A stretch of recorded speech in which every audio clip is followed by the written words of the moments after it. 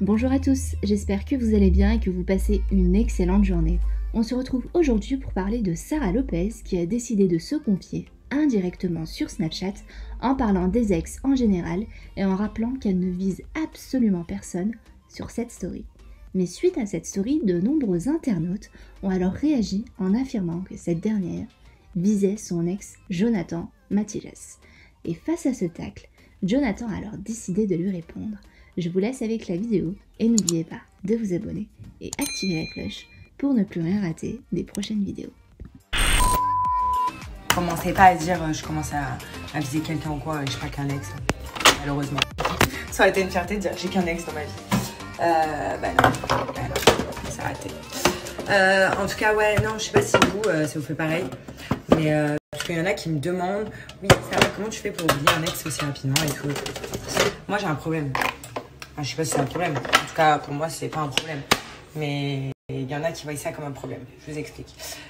Moi, quand il y a une personne qui m'écœure au plus haut point, genre, même si je l'ai aimée, etc., ben, je peux plus me la voir ni en peinture ni en nature. Du coup, ben, elle me dégoûte tellement que ça me fait oublier toute la relation que j'ai avec cette personne. Donc en soi, pour moi, je m'en tape. Donc c'est-à-dire que c'est pas un problème, parce que tant mieux. Du coup, je passe vite à autre chose. Vous voyez ce que je veux dire? Mais après, c'est un problème pour certaines personnes qui diront oui, mais ça veut dire que c'est pas bien. Tu oublies tous les bons moments que tu as passés dans cette relation. Et en fait, je m'en tape vu que c'est du passé. Enfin, j'ai une façon de penser très bizarre. Vu que c'est du passé, qu'est-ce que je m'en tape des bons moments que j'ai pu passer? Enfin, vous voyez ce que je veux dire? J'aurai un futur, j'espère. Et du coup, c'est plus ces moments-là qui vont me marquer dans ma vie. Avec le père de mes enfants.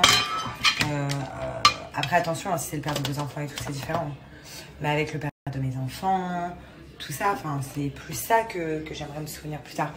Mais de mes ex et des moments qu'on a passés ensemble, clairement, je m'en tape. Enfin, vous voyez ce que je veux dire? Je m'en tape parce qu'au final, ça s'est fini. Donc, si ça s'est fini, c'est que les moments qu'on a passés ensemble, bah, c'était pas des aussi moments ouf que ça, vu que ça s'est terminé.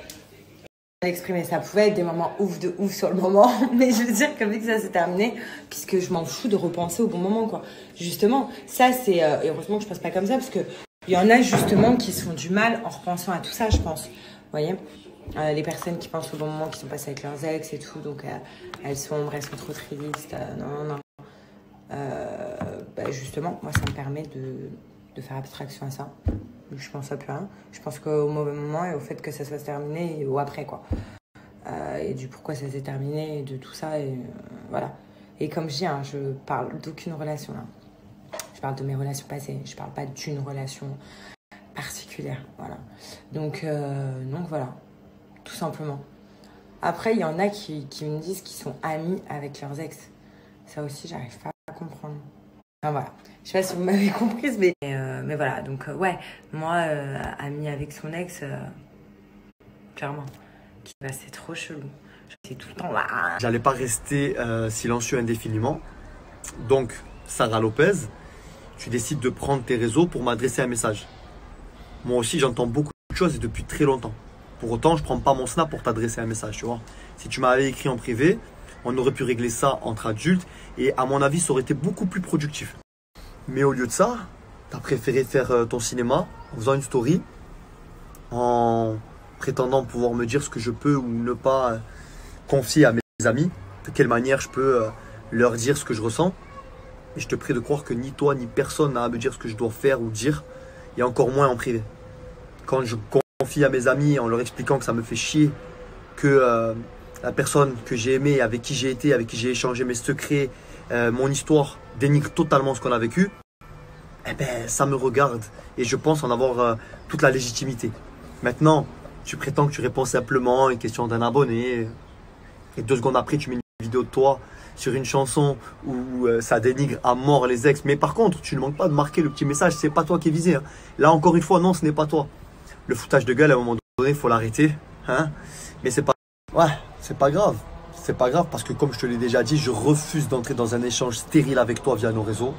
Et parce que le reste, on se le dira face à face comme tu le sais, comme je te l'ai dit et comme ça va arriver. Et c'est comme ça parce que perso, contrairement à toi, je respecte l'histoire qu'on a vécue.